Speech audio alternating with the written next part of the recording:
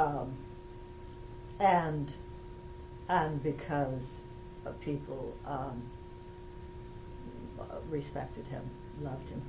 Well, to He me, was a leader. going back to your first question, the themes that are developing very clearly, and if I had to sit down and write the book today, and to a great extent, I almost started, but I really wanted to talk to you and get some more background before I started, because I didn't, rather than write and then fill in, I'd rather write continuously.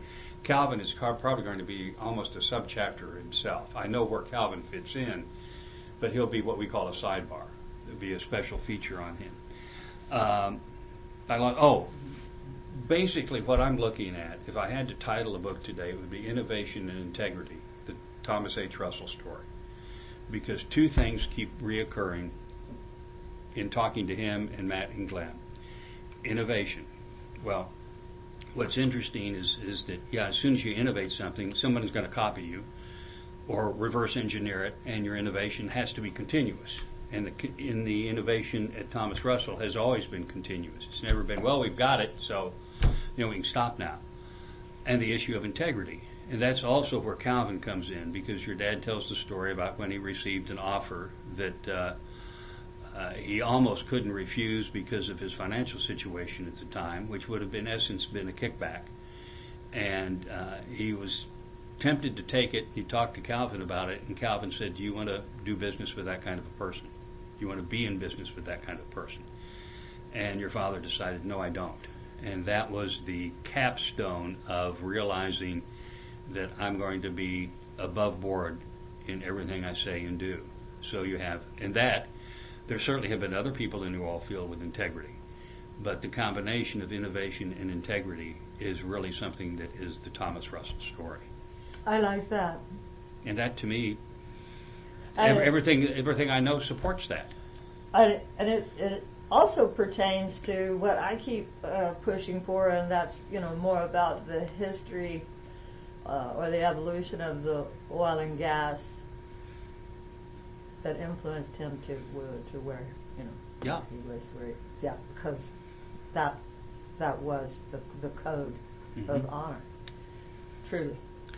Tell me, I got some good stories from Glenn and Matt, and do your chores, and then what was it where he ran the gas out and ended up having to do something by the gas was the clippers wouldn't work, and here do it by hand then. He was stern, but there were certain duties you had to take care of. Did he treat the girls in the family any differently than the boys in that regard? Yes.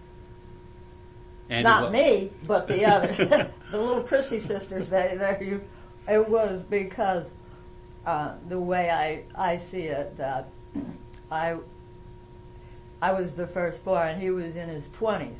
Right. When I was born, so he was, as was my mother, and so you know the difference in yourself when you're in your 20s, and right. And so I have this theory that we are the product of whatever generation or whatever era our parents were in during the most influential years. So. So what was your question? So anyway, so with Matt and Glenn and I, first three. Because there's a gap in between. Yeah, really not too much. I would say, if anything, more of a... Between Glenn and Stephanie, I think. What is this, 5 years or 2? Yeah, 5 or 6, I think, between the first three and the second 3. Okay.